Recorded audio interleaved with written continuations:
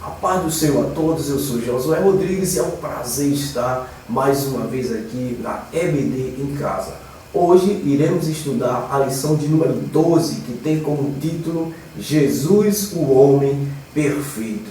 Esta é uma lição importante na qual nós iremos estudar sobre a pessoa de Jesus Cristo. O livro de Mateus trata Jesus como um leão da tribo de Judá. O livro de Marcos vai tratar Jesus como um servo perfeito. E o livro de Lucas vai justamente tratar aqui de Jesus, o homem perfeito, porque ele estava escrevendo para um público ali, grego, um público que tinha essa questão da perfeição humana. Então ele vai mostrar Jesus como um homem perfeito. É muito importante essa lição, porque sobre a pessoa de Jesus, principalmente sobre a sua divindade, existem muitas controvérsias, muitas religiões aí que têm um pensamento equivocado em relação a Jesus Cristo. Naquele tempo já existia o ebionismo, que via Jesus como um simples homem comum, tá certo? Como um personagem histórico ali da cultura. Já tinha um outro grupo, que era o docentismo, né? O docentismo vê Jesus como um fantasma, não é? Ele não era um corpo, realmente ele não tinha corpo, era um fantasma que estava ali atuando na pessoa através de Deus ali, tá certo? Outro pensamento equivocado é do arianismo, que aí é um pensamento defendido pela Organização do Testemunho de Jeová, onde diz que Jesus não é Deus, Jesus é um Deus, não é? Um Deus criado. Então, são esses pensamentos aí que permeiam sobre a pessoa de Jesus Cristo, e nós estamos numa lição importante na qual nós iremos aprender sobre Jesus Cristo, a sua divindade, sua humanidade aí aqui na Terra. Então, esta é uma lição que vai tratar sobre o tema de Cristologia, né? Cristologia dentro da teologia sistemática é justamente essa área da teologia sistemática chamada Cristologia, que é o estudo de Cristo, tá certo? A lição aqui, no primeiro tópico da lição, ela vai trabalhar justamente Jesus como verdadeiro Deus. E vai trabalhar sobre a divindade de Jesus Cristo. A primeira coisa aqui que a lição vai mostrar para a gente é sobre a sua eternidade. Porque esse tópico é importante, porque nós sabemos que Deus é eterno. Então, se Deus é eterno, nós precisamos ver se Jesus também, na sua palavra, ele tem essas qualificações de eternidade. Porque uma vez que Jesus também seja eterno, então ele é o próprio Deus, ele é igual ao Deus. Então é por isso que em João, capítulo 1, versículo 1, onde João vai justamente combater as heresias, as seitas que estavam surgindo aí e prejudicando a igreja. Então João vai começar justamente com esse texto, João capítulo 1, versículo 1, dizendo assim, no princípio era o Verbo.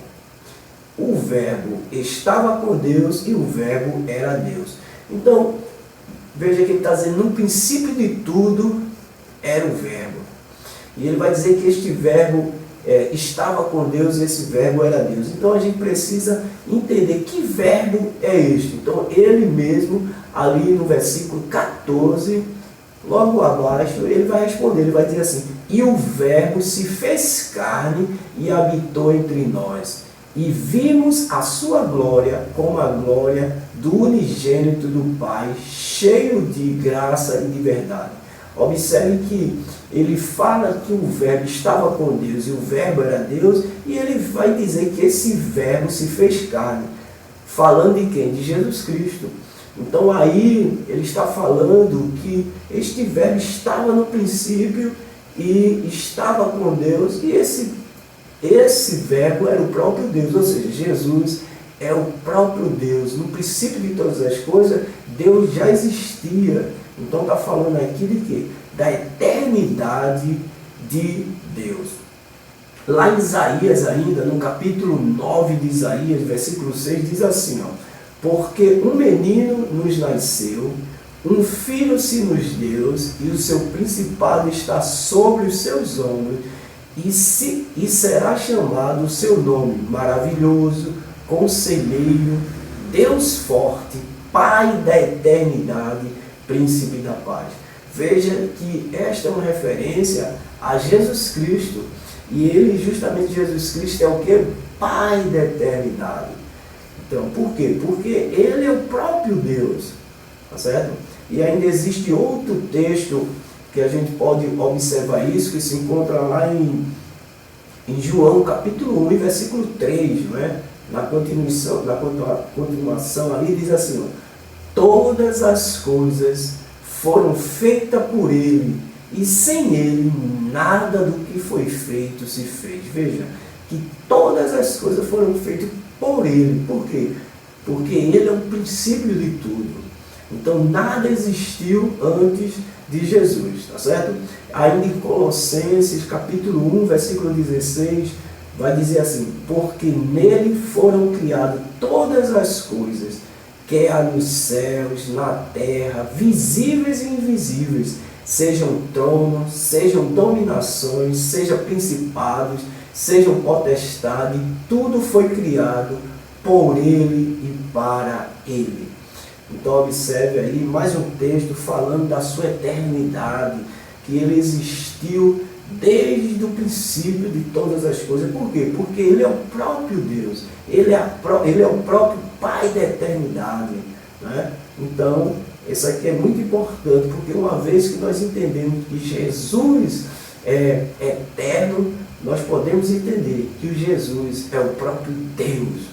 Então aqui fala da sua divindade, aqui, Jesus, verdadeiro Deus. Uma outra coisa aqui que nós podemos ver Jesus como verdadeiro Deus é os atributos de Jesus, como aqui, ó, eternidade é um atributo que está lá em João capítulo 8, versículo 58.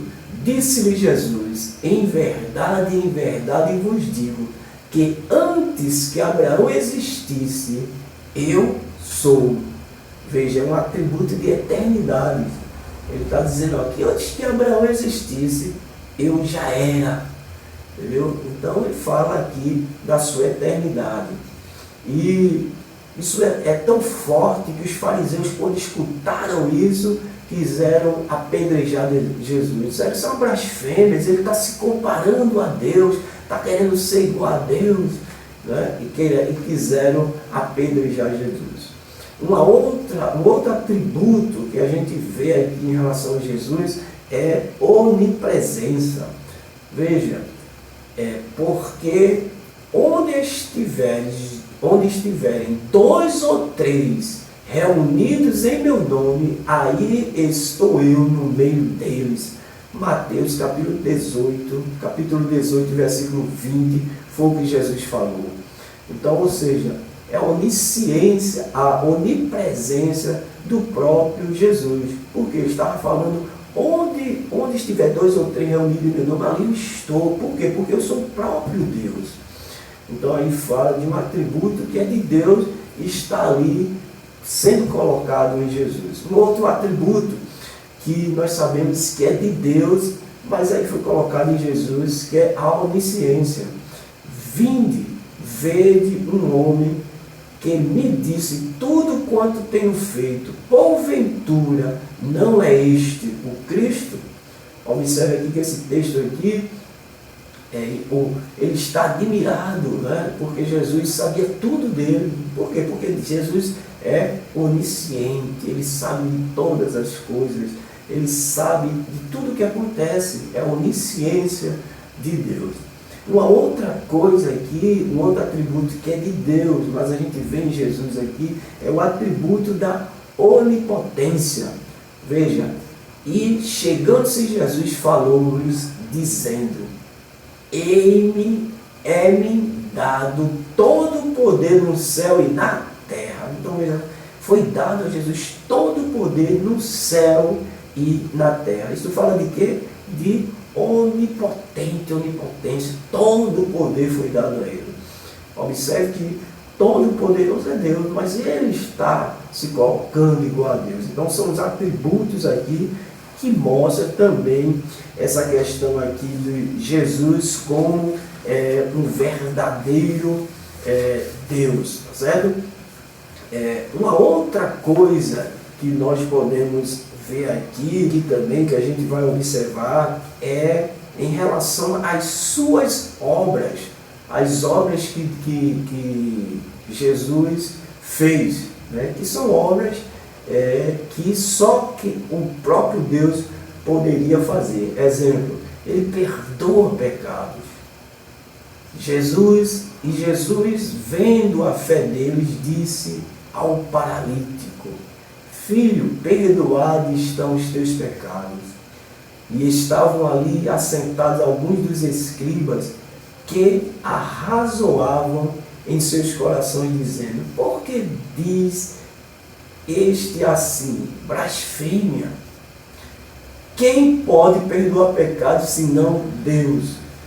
Então observe que Jesus está ali, ele consciente, não é? Que ele perdoaria o pecado daquele homem. Ele está perdoando o pecado. E esse atributo de perdoar pecado é apenas de Deus. Os fariseus e escribas sabiam disto, né? Mas veja que o próprio Jesus está se colocando ali como Deus, porque ele é o próprio Deus. E ele vai dizer, olha, para que vocês saibam, né, que o Filho do Homem tem poder para perdoar pecado, ele diz ao paralítico: levanta e anda. Então veja que essa é uma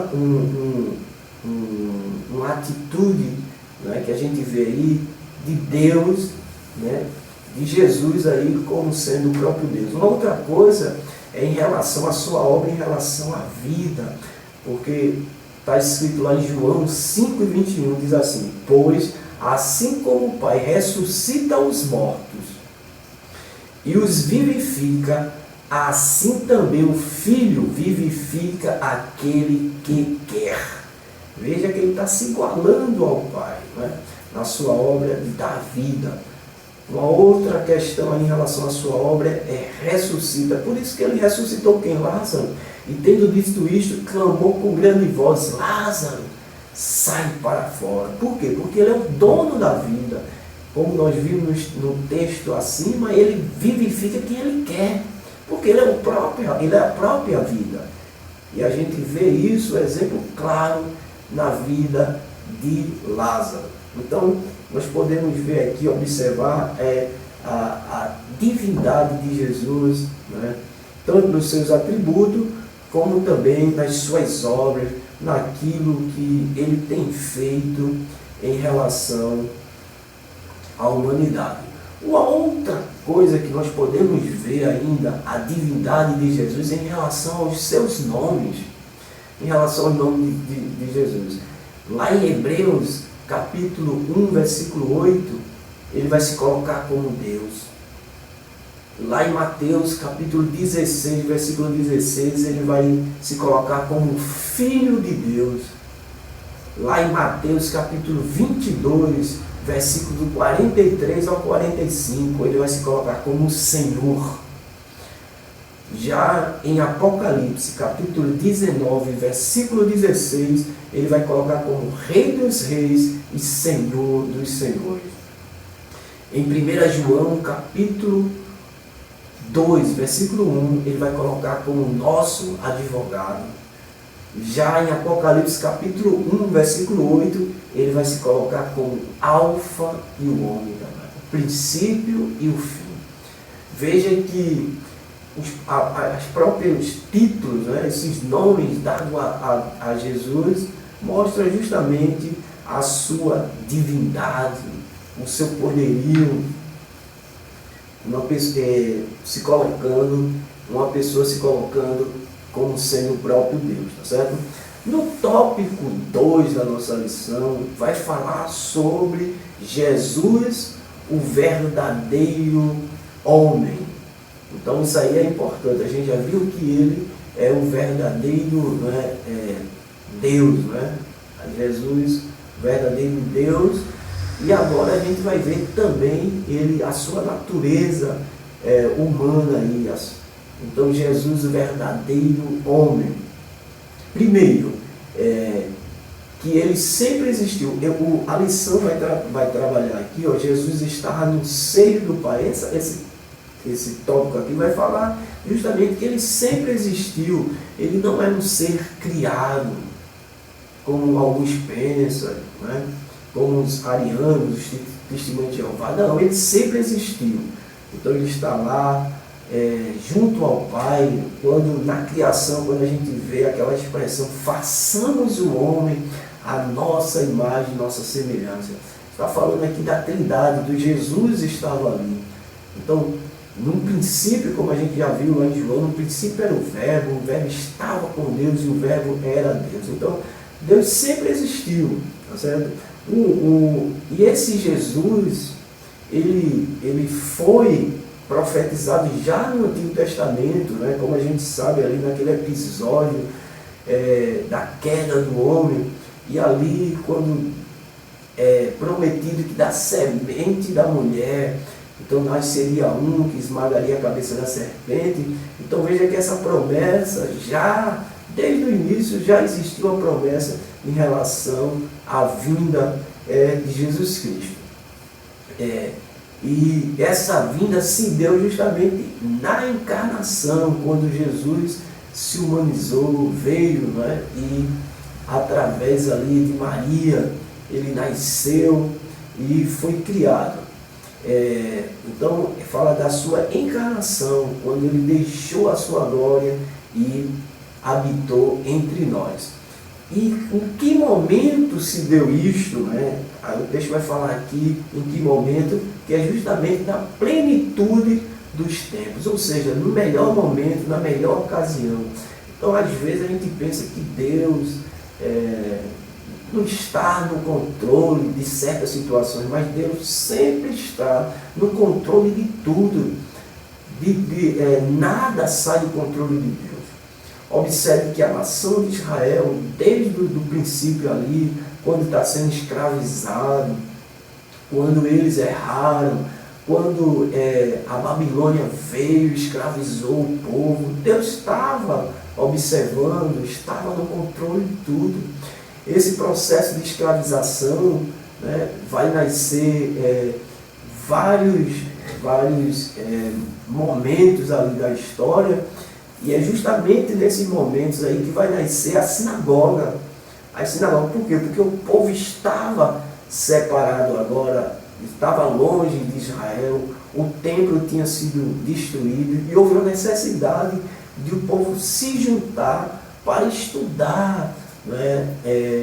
Para fortalecer a fé, para rever seus princípios. Então foi criado justamente as sinagogas, que eram reuniões de pessoas.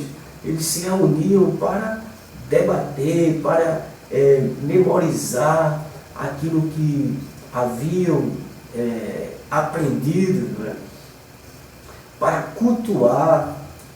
Então vejam que as sinagogas começou justamente por essa necessidade, uma vez que o templo tinha sido destruído. Então houve a necessidade de se criar esses ajuntamentos para estudar a palavra de Deus, né? Então o que acontece? Essas sinagogas foram criadas em vários lugares, porque o povo estava disperso por várias regiões.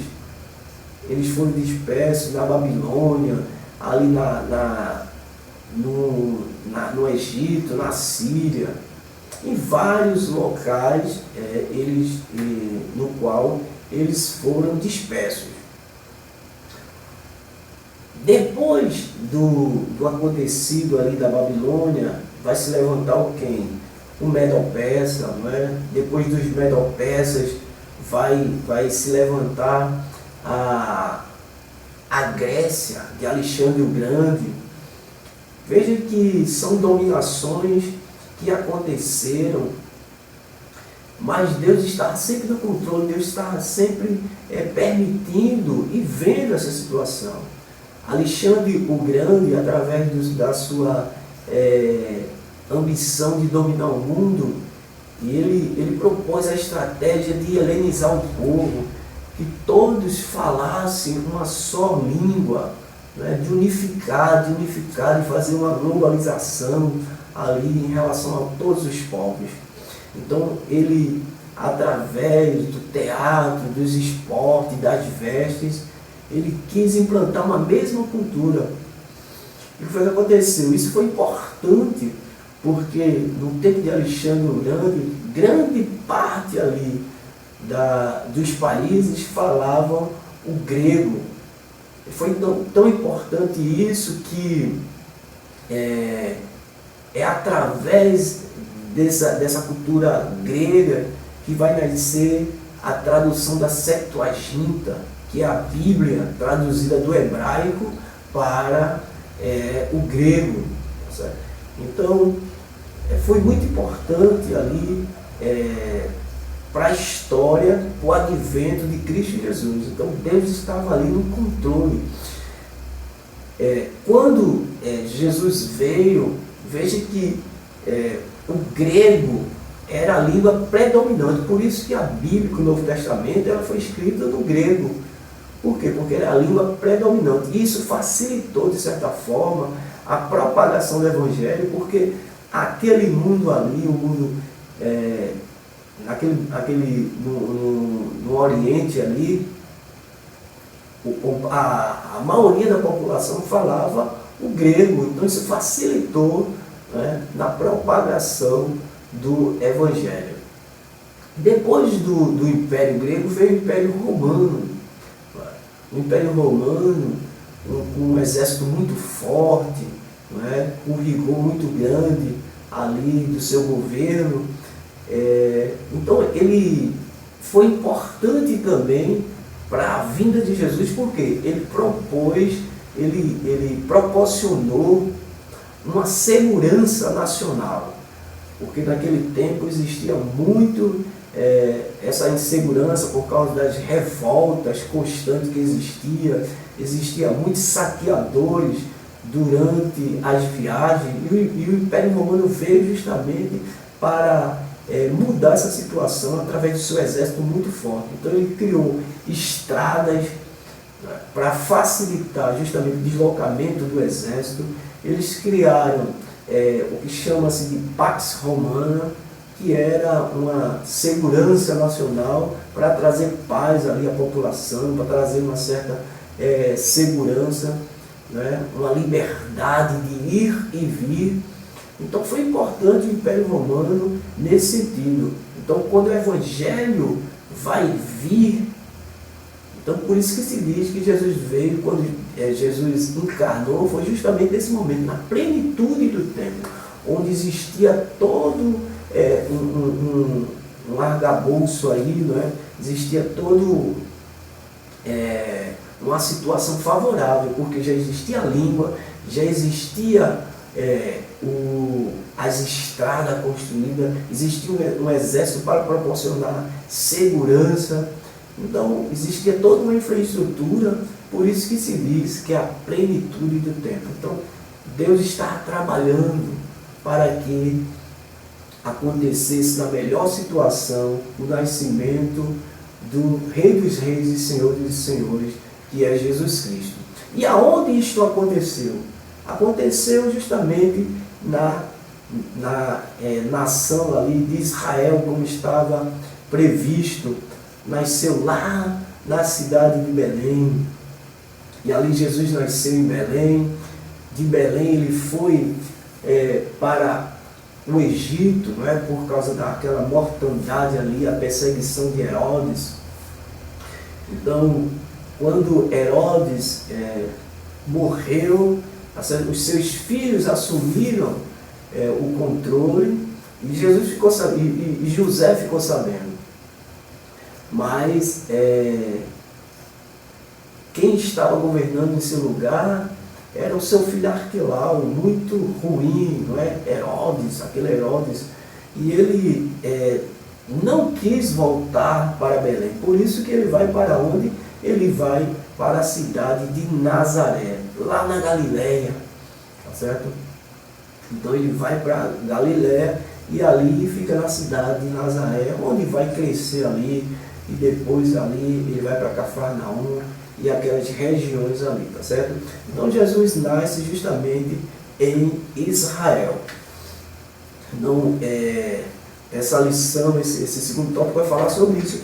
E o terceiro tópico dessa lição vai justamente falar Jesus, o homem perfeito. Aí vai falar sobre a humanidade de Jesus. Veja que João, ele está enfrentando umas seitas que surgiram na época. Principalmente a questão dos gnósticos, que diziam que Deus jamais poderia encarnar, porque a matéria era má. Como é que Deus ia habitar no corpo, numa matéria má?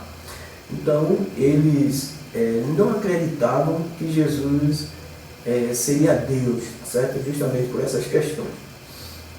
O docetismo também dizia que Deus, que Jesus não era humano, ele era simplesmente um fantasma, era alguém ali, uma influência de Deus, né? Mas não era humano. Então, por isso que João, lá em 1 João, capítulo 1, versículo 1 ao 3, João vai justamente defender o Evangelho, falando que Jesus possuía um corpo real, tá certo?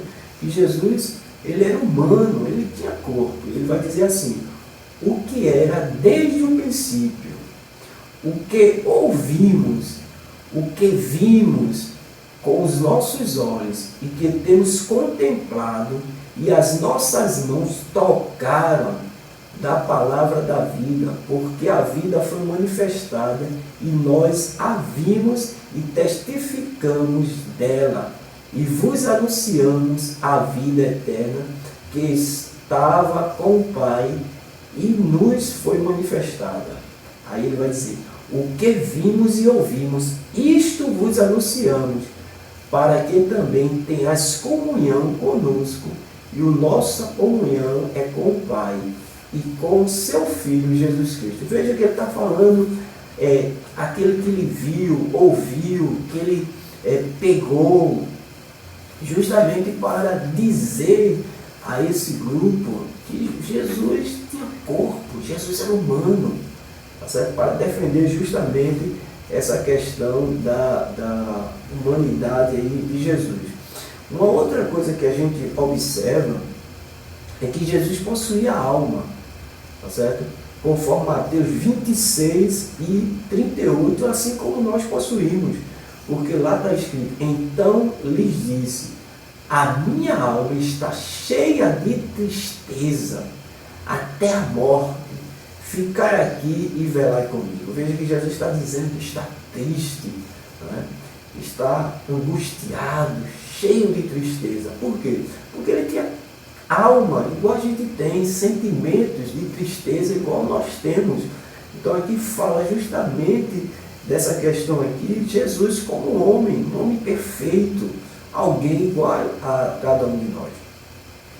Lá na genealogia, né, está registrado tanto em Mateus como em Lucas, a gente vê que na genealogia de Mateus, como está escrevendo ali para os judeus, então ele vai mostrar 41 nomes e ele vai trazer a genealogia de Abraão até Jesus. Por quê? Passando ali por Davi, porque ele quer mostrar Jesus como o rei dos reis ali. Já Lucas, vai mostrar 77 nomes e vai mostrar de Adão até Jesus. Então essa genealogia aí é a genealogia materna de Jesus. Então veja que era alguém realmente humano, igual a cada um de nós. E a Bíblia vai dizer, ainda tem outras questões, vai dizer que Jesus sentiu fome. Está lá em Mateus capítulo 4, versículo 2. Ele sentiu sede, está lá em João capítulo 19, versículo 28. Ele chorou, está lá em João capítulo 11, versículo 35. Então são esses alguns, né, dos características, falando aqui da sua humanidade. E ainda Jesus recebeu nomes aí que mostram justamente essa humanidade aí, quando ele é chamado de próprio Jesus, né? Vai falar filho de Davi, vai falar carpinteiro, está lá em Marcos capítulo 6, versículo 3. Então, são nomenclaturas que mostram justamente a sua humanidade, tá certo? O homem perfeito e com suas limitações, igual nós temos, mas é aquele que, embora seja alguém com as suas limitações igual a cada um de nós, mas uma coisa importante em Jesus é que ele não pecou, né? Diferente do primeiro homem Adão, Jesus, ele não pecou.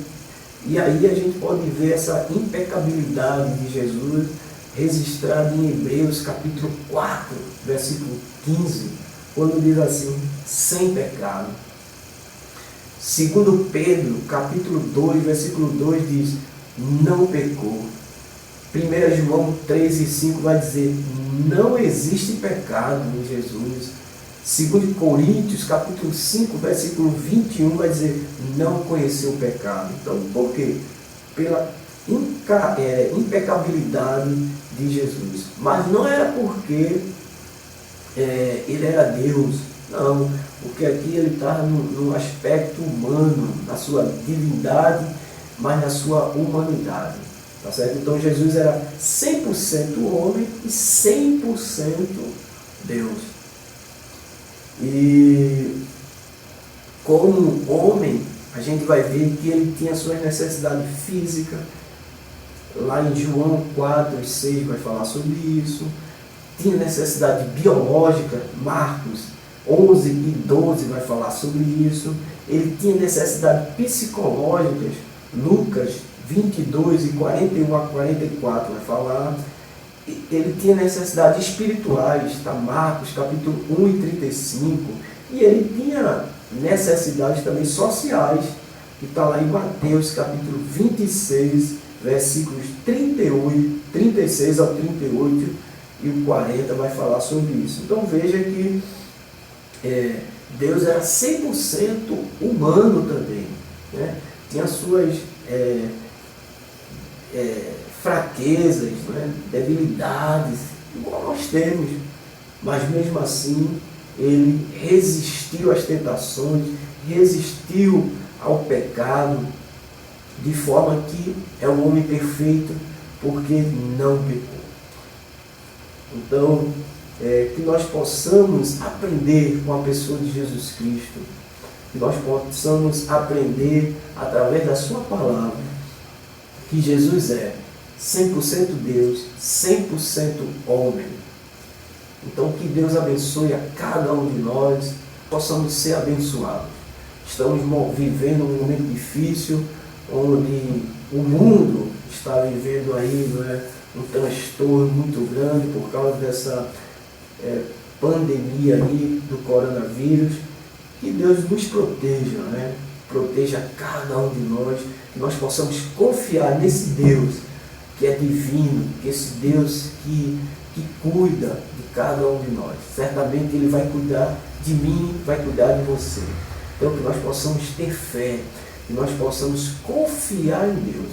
Que Deus abençoe a cada um de vocês. Se você ainda não se inscreveu no canal, se inscreva e até a próxima, em nome de Jesus.